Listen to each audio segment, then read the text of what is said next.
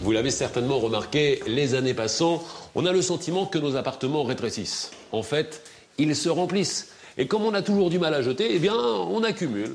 Question Maison va vous aider cette semaine à ranger vos caves et vos greniers et surtout à désencombrer vos placards. Et vous allez le voir, il existe même de nouvelles solutions. Regardez. Vous ne savez pas où stocker vos archives, vos décorations de Noël, vos valises, vos affaires d'hiver ou d'été? Eh bien, on ne stocke pas n'importe quoi, n'importe où. Tout est question de température et d'humidité. Alors, pour une cave traditionnelle, tous à vos hygromètres. Dans une cave, les problèmes, c'est la température et l'humidité. Dans une cave traditionnelle, comme nous sommes ici, où les murs sont en pierre et derrière la terre, l'humidité peut passer à travers la pierre. Par exemple, je revois que l'humidité est à 87%. Dans une cave un peu trop humide comme celle-ci, évitez de stocker des livres.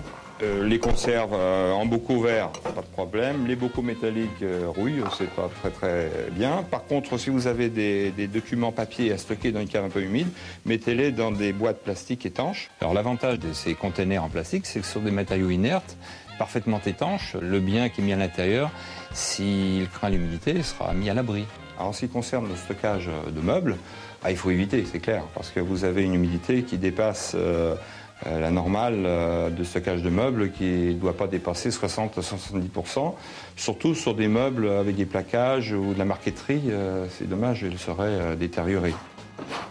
En général, il faut avoir dans votre cave une unité au niveau du stockage. Alors, soit de l'archivage du papier, soit des légumes, des fruits, bon, avec le risque d'excès d'humidité, ou soit que du vin, mais pas mélangé. Si vous n'avez pas de cave, vous pouvez en créer une de toute pièce sous votre maison. Vous pouvez alors tout stocker car la température et l'humidité sont stables. À l'abri du feu, des inondations et des cambriolages, votre cave devient une vraie salle d'archives ou une vraie bibliothèque sous terre.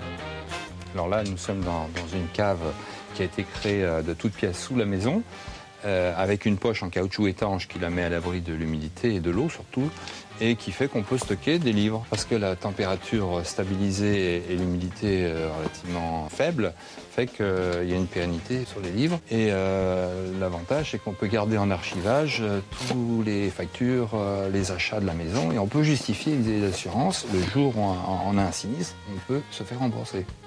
Hyper important. Contrairement à la cave, le grenier, lui, est soumis à toutes les intempéries. Vous pouvez quand même à peu près tout stocker, sauf ce qui est à base de caoutchouc, comme le matériel de plongée, qui, lui, va se craqueler sous l'effet de la chaleur. Eh bien, nous voilà dans un petit grenier qui se trouve sous les toits, qui sert de stockage d'archives. Les choses fragiles, on prévoit des boîtes en plastique de façon à les protéger de la poussière, des insectes. Le reste, bon, qui ne craint pas, qui est bien emballé, bon, ça peut tenir, il n'y a aucun problème. Alors tout ce qui concerne le mobilier, pas de problème. Le mobilier supporte très bien un grenier. D'ailleurs, les greniers de nos grands-mères regorgeaient de meubles. Pensez que dans un grenier, si vous avez une fenêtre, que ce soit une fenêtre murale ou une fenêtre de toit, la lumière générée par le soleil ou par la lune, y compris la nuit donc, peut, par le rayonnement, transformer la couleur des vêtements qui sont stockés s'ils sont trop proches. Donc, faut les mettre dans des housses et le plus loin possible de ces fenêtres. Si vous avez de l'espace perdu au-dessus de votre garage, vous pouvez créer un espace de stockage dans les combles, très pratique pour ranger poussettes, vêtements pour enfants, valises, enfin tout ce que vous ne voulez pas jeter. Si vous n'avez ni cave, ni grenier, ni garage, vous pouvez louer un box de stockage. Très pratique pour les citadins. À la différence du garde-meuble, vous avez accès à votre box dès que vous le désirez. Voilà donc ce qu'on propose. Ce sont des box en libre accès. Chaque client a son numéro de box. Il vient quand il veut, il repart quand il veut. Il stocke ce qu'il veut. Pas de matière explosive ni périssable. Donc c'est propre, c'est sec, c'est gardienné, c'est surveillé. Vous pouvez voir les caméras, c'est chauffé en hiver. Vous pouvez voir les aérothermes. Et il trouvera le box à la taille qui lui conviendra le mieux. Ce sont des box qui sont modulables.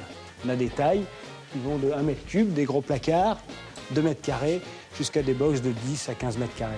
La durée de location d'un box est d'au minimum 1 mois. Les prix varient de 52 € pour 1 mètre carré à 3 300 € par mois pour 170 mètres carrés. Le service de self-stockage permet que dans un box de 5 mètres carrés, vous puissiez récupérer chez vous 30 à 50 mètres carrés d'espace de vie dans lequel vous pouvez faire ce que vous voulez. chacun a sa chambre. On peut appeler ça de façon un peu humoristique un hôtel de stockage.